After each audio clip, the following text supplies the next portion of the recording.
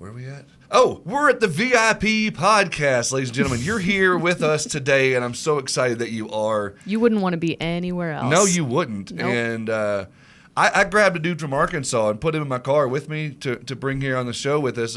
And, you know, if you don't know who he is, you know, you're going to be looking at him on LinkedIn later. You're going to be trying to figure it out. He's going to see all this notifications of like 6,000 people have now looked at you on LinkedIn today.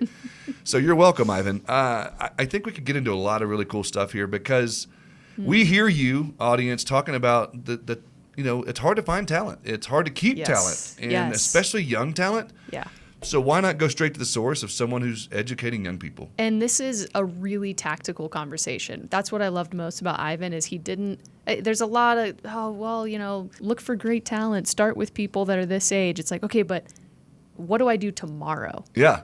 How do I get it, you know, talent in my agency next week? This is how you do that. He drops the mic on that. Yeah, in a smooth way. Yeah, it makes you want to listen for a while. Yeah, he's awesome. Yeah. And I'm excited to introduce to you one of my close friends, good friend from Arkansas, and Ivan Hudson.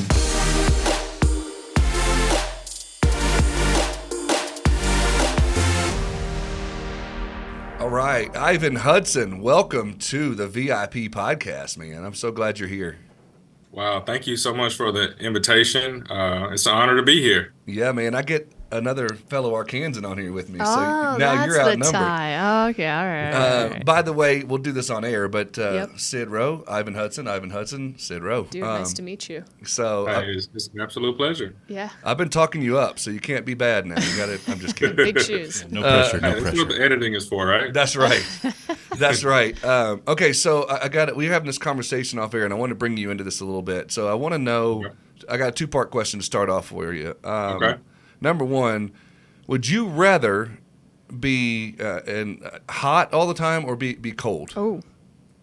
Oh, well, that's an easy one just simply because that's kind of like a icebreaker for, you know, me and my daughter have, you know, all the time. For me, I'd rather be hot because you can, you know, Take off more clothing than take off more than you can put on. Yeah. You can get the AC, but, you know, when it gets cold, it gets cold. Yeah. So, That's I hear fair. you.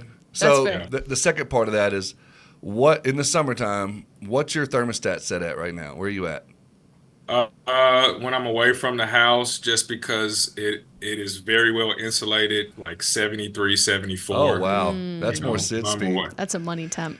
Yeah, Yeah. me and Stacy. Then when I keep it walk at- in, though, you know, we go down to 70. You know, no lower than 72. Okay. Yes. We were talking about Okay. Stacy and I are usually in Wow. 66, 67, too- somewhere in that Oh, range. wow. We, No, we it's run too hot. much. Icicle. You got some icicle. Oh, Right. yeah. They're in Antarctica. Yeah, we are. But Stacy and I were in hot, so I'm running 68. yeah. 68 I could do. Once 67, it's too much. Oh man, Like, our there's kids gotta run be a around in line hoodies. and that's it. Our Yeah, kids no. run around in hoodies. No. But Ivan, for those that don't know, I know Ivan, you just recently, I say recently, but to the audience, recently took a position at the University of Central Arkansas running the, and I'm gonna say it wrong probably, but the risk management and insurance department over there. Yeah. Give me about a minute and a half of what that role entails and what that program is. Yeah, absolutely. So I have completed, you know, one academic year, so it's fair to say that it's still pretty recent. And I come from industry, but as the director for the Center of Insurance and Risk Management, I deem it a great honor because one, it's the only institution in the state of Arkansas where students can major in insurance risk management. I believe there might be some programs where students can minor elsewhere or maybe get a certificate. And so, you know, we're servicing the needs for the local insurance marketplace. When we say local, it's not just Central Arkansas, it's statewide. And so we take that really seriously as we look to prepare students to enter the workforce, not just to enter the workforce, but stay in the workforce as well. So part of my role is kind of multifaceted. I am in the classroom a few days a week. I teach the Intro to Insurance course.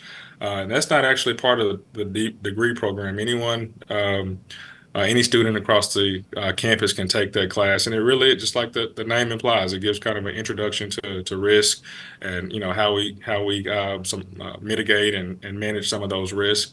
And then I teach the risk and insurance course. It's an upper level course.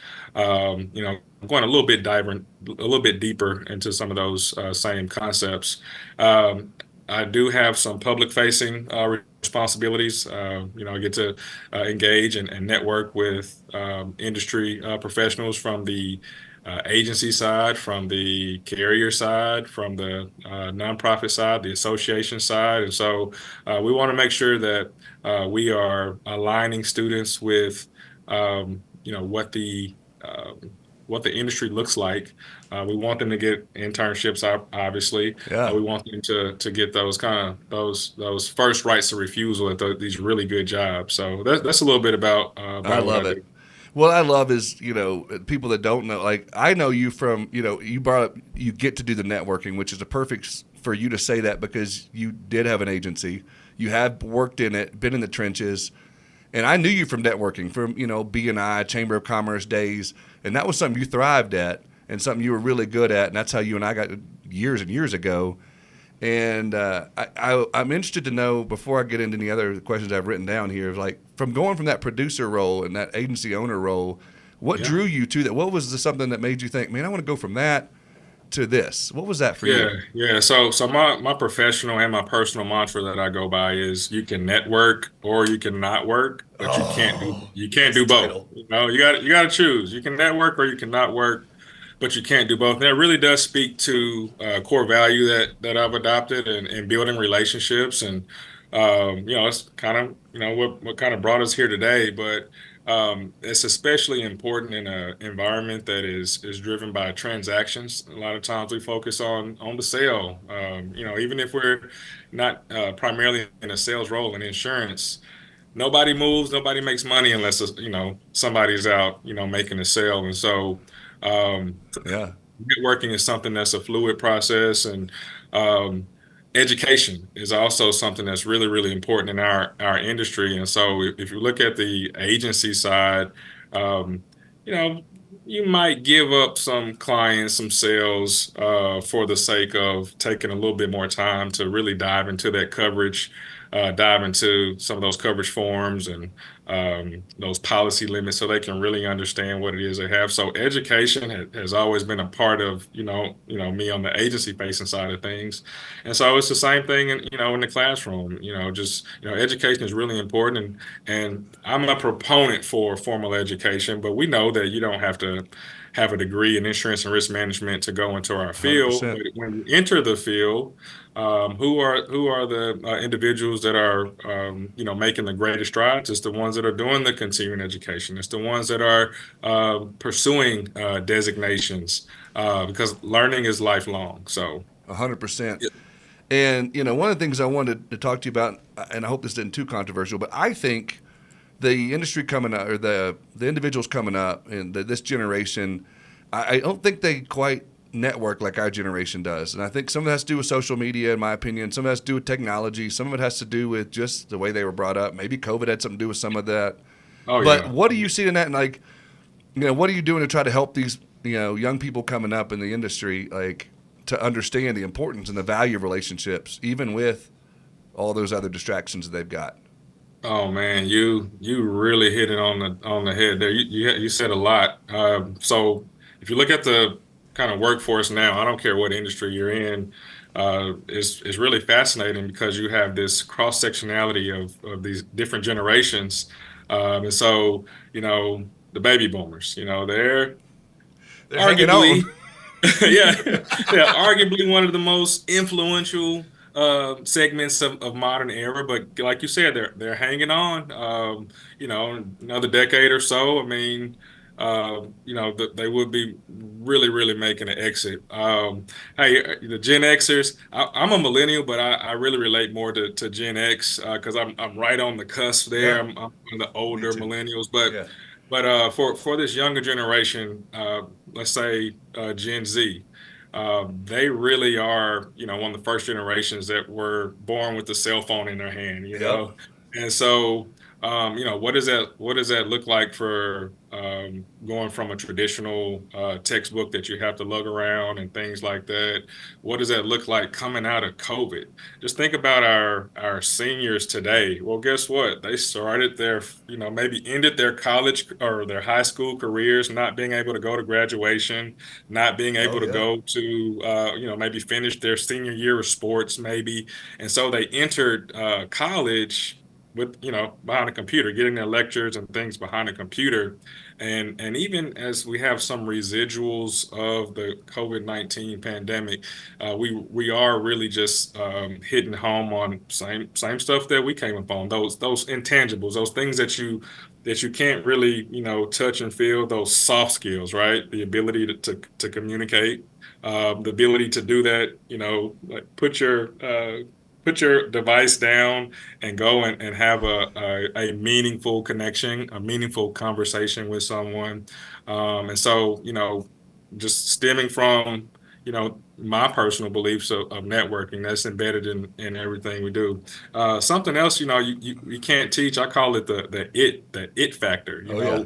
We can't put desire inside of a student. Amen. We can't necessarily teach a willingness to learn and a willingness to succeed. And so, um, although COVID was probably one of the most devastating periods that we've all experienced, we try not to use it as a crutch for Yeah. the students. But almost as a launching pad to, kind of reimagine, help us kind of rediscover what that delivery of, the curriculum looks like. Yeah, I think that you're dead on, and we could get on this topic for a long time. But what I wanted to do, because I'm gonna be real honest, the demographic that listens to this show is not your college students. So what we've got is a lot of agency owners and a lot of Yeah. operations people and managers listening to this show. They're trying to attract that younger generation. What kind of advice that you could give to some of those managers and some of those hiring folk to attract those people and try to make it to where insurance is what I think of as a sexy industry. I think it's a fun industry. I think it's great. Oh, absolutely. How do you Absolutely. attract young people to get into that? What kind of advice can you give? Well, first off, I think it's important for us to control the narrative Okay. about what our industry has to offer, what it looks like on a day to day, and I think that's different from locale to locale. Obviously, in Arkansas, it's a different marketplace than the Dallas Fort Worth area. It's a different financial services marketplace than DC or from Atlanta or Yeah. Charlotte. Some of these huge metropolis um, that have skyscrapers with Yeah. the biggest brokers and carriers that you can think of that have offices there. So when students are growing up and they're riding the bus to school or their parents are taking them to school, subliminally these brands are marketing to them up and down those highways, and they don't realize that, oh wow, I've enrolled in this financial services course. Oh, I've have a direct path to go work for this company. Well, we don't necessarily have that here in Arkansas. So, we have to, come up with a plan and be real strategic about how do we get these brands in front of, students. But even before they're students in a program, how can we, posture in a way to where, folks want to pursue this industry? And so, um, you know, I, I don't know the silver bullet for it, but what I do know is that there's power in partnership, and again, especially for a marketplace with the size and scale of ours here in Arkansas, we have a incredible um, carrier partner community. We have some really solid and exceptional an agent force here. And Hmm. then, I'll put our associations up, against any across Oh yeah. America that really kind of focus on keeping the channel, the distribution channel vibrant. So, I mean, so for those employers, those carrier partners that are listening, get in front of the students. Anytime my phone rings or I come in contact with someone, it's like, hey, Ivan, we want to, give it, we want your best students. Everybody wants the best students, right? Right. But what I tell them to do is, hey, we have a open classroom policy, which means that let's get you in front of our students. Let's see what it looks like to have a meaningful relationship, not just, again, going back to let me pick off your, in a transactional way, let me pick off your best students, where we really want to help. We really need the local marketplaces to help undergird our program because students are looking for internships. Sometimes, we're seeing more and more non-traditional excuse me, first generation students that have to, work to pay their way through school. And so, we don't have to wait until the summertime to do an internship. What does it look like to have a part-time student year round? Mm-hmm. So that when they do come upon graduation, that it's almost like a launch pad into the field, not just we're starting a job. Because what's more important than attracting them to the field is retaining them in the Mm-hmm. field so that they're not looking up 3 years later and doing something different because they were bored. Yeah. Yeah. Let's break down the internship because I bet you there's a couple agencies on here who are like, oh, I never thought about an internship program You read my mind. in my agency. Yeah. I think we need to make it really simple for people, right? Yeah. So, what are the steps for an agency to create an internship program and find an intern? Like, walk me through who they're who are they talking to, what colleges, to Yeah. what is the program, how long does it last, to do they hire, can they Yeah, hire this so person, all of it. so it can be Great it can question. be as formal or informal as that agency owner is would like to kind of pursue. Obviously, they know what's in their coffer, they know what's in the bank account. We want to get us again a meaningful opportunity, and so if it's more on the formal side, I always want to direct individuals to start with the career services division because Mm-hmm. there's a lot of technology these days. On our campus, it's a platform called Handshake, where an employer can create a profile, post jobs and opportunities, Mm-hmm. and it matches with students. Oh, that's cool.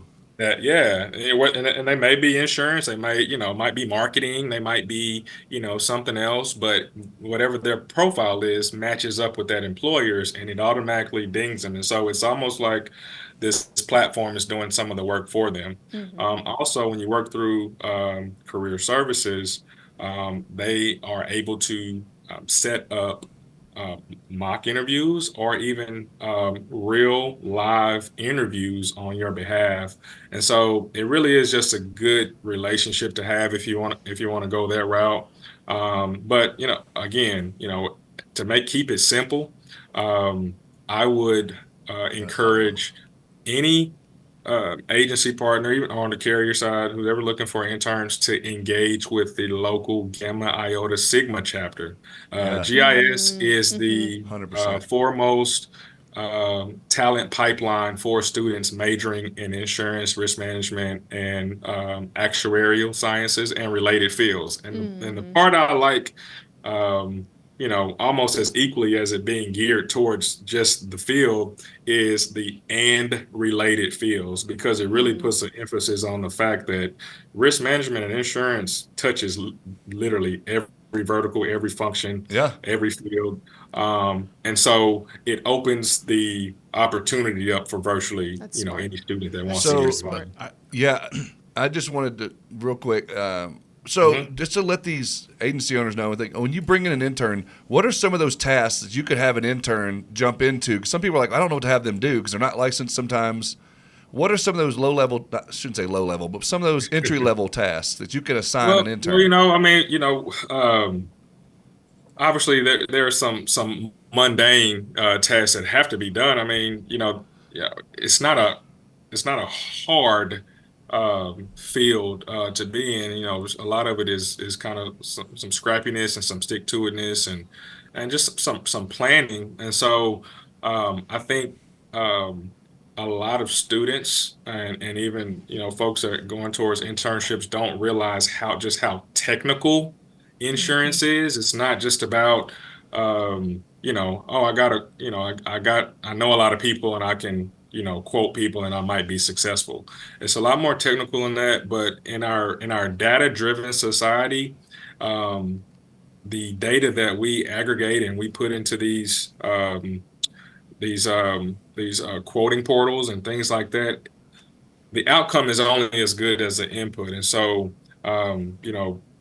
whenever they are filling out quote sheets, making sure they collect the right data, ask the right questions, Mm-hmm. Mm-hmm. look for opportunities for how do you help a intern look for those cross-selling opportunities. Yeah. Let's assume that's personalized, but Mm-hmm. in commercial lines insurance, I mean, it's Mm-hmm. total different beast. Mm-hmm. But what I will say over this last 12 months and 18 months or so, Mm-hmm. it's been a very challenging time for the industry, but also a great learning opportunity. So, for example, prior to, you know, this past year or so, surplus lines, Mm-hmm. used to be kind of a negative connotation to it. Mm-hmm. But because of the reinsurance market and the capacity issues, they filled a huge void Heck for our yeah. marketplace. So, talking to, bringing on an intern today would be very different Mm-hmm. than if we were in a soft market and they were just, Yeah. policies flying off the shelf. Yeah. So let's talk about the program. Sorry, I Yeah. don't want to interrupt, but I have a really interesting thought here because Yeah. you guys are talking about how the students can benefit from this and how they're going to learn from being in an agency and doing the internship. Yes, but But I think the agency can learn just as much from that yes. student. Yeah. What can the agency learn from an internship program? Yeah, That's so smart. I Yes. mean, keeping on that kind of that technology vein, we talk about, students and even agencies being able to, get their tech stack in order and, leverage technology. When you look at our students, today, I mean, most of them are maybe still on their parents' insurance or, don't really have a concept, but this is truly the generation, the one that they were born with the device in their hand. These are the ones that are actually going to influence Yep.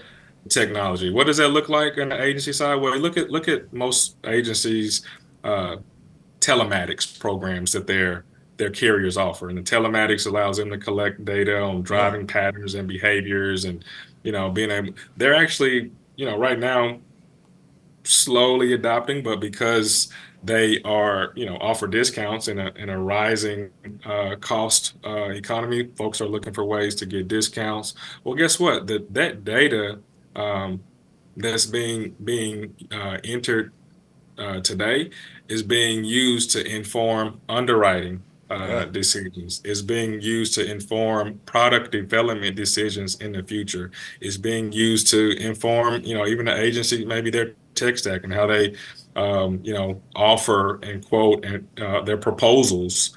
So I think it's a huge learning opportunity. Mm-hmm. Mm-hmm. AI is Mm-hmm. Yeah. we hadn't even scratched the surface of the capacity there. Yep. And since we do have a kind of a aging um, workforce or agency or aging agency distribution system, Mm-hmm. you do have some laggards, some folks that have been doing insurance the old way, Mm-hmm. and they may not want to adopt and adapt. And having some interns and young professionals and even students come on board who can just pick up a device and in 10 seconds Yep. have figured all this stuff out Yep. can really help with automation, Yep. really leveraging technology for the future. And maybe they don't have to exit the industry. Maybe they can stick Yep. around a Yeah, little bit. and to your point, I've spoken to the GIS club several times at UCA, and some of the things we've talked about is the different roles within insurance, and we don't have a whole lot of time to get into it, but back in our day growing up, it was agency or carrier, but now there's technology vendors, there's Yep. marketing within agencies, Yep. technology suites, and there's all kinds of different roles in there. And so is that some of the things you guys talk about? I remember I did a show of hands one time when I was speaking to the GIS, and I was like, anybody know what an underwriter is? Crickets. Agent. Do you know what a producer does? Crickets. Do you know what this? But you guys, as you go back to your education, you've got to be teaching them some of that stuff now and teach them what the different roles are. I think that's important in an agency too, to let them try out different roles. You got to try them out. I'd be remiss if I didn't mention the other, just a few of the other classes that the other faculty teach. We've got employee benefits. Yep. We've got life and health. So we're not P exclusive to P&C, but we've got the corporate risk management side. We've got property and liability. We've got claims. We've got surplus lines, and so just really kind of keeping up with what the marketplace is asking for and where the marketplace is heading. But we're letting them know, first and foremost, that you don't have to be good at sales, or you don't even have to have a desire in sales, because to your point, there are other verticals within the industry which you can enter and have a really good career. All right, I gotta wrap us up because we've got to hop to the next one. Ivan, you've been amazing. I think for those agencies who are interested in starting an internship program, I think of all the agency owners I've talked to who say not only is it hard to find talent, but when I do, holy smokes, they're asking for all kinds of crazy salaries. This is a way to build a relationship right out of the gate. Obviously, you got to pay people fairly, but I think there's a little bit more negotiation that can probably happen when you start somebody through an internship program. And, these can go for, we've had interns on our team, to be honest, that have gone anywhere from 3 to 6 months. Some have been paid, some have been unpaid, depending on the program. And so there's just a lot of opportunity there, and a lot of times it turns into a great hire. So Ivan, thank you thank you so much. And you're amazing. Yeah, if you could leave quickly some contact info, if anybody, or a website or somewhere where they could find you, if anybody wanted to ask you questions about internships or anything like that. Absolutely. I'll go out on a limb and put my personal cell phone out there. 501-773-4668. If anyone wants to, talk about internships, anyone wants to get a peek over the fence into our program, we're in a really, really, really exciting space right now. Yeah, dude, again, I appreciate it. Thank you for saying yes, and I'm sure I'll see you at the next event shortly. All right, man. Me and this guy were bowling together not too long ago. Ooh, I love it. All right, bye, Ivan. All right, buddy. See you, man. See you later.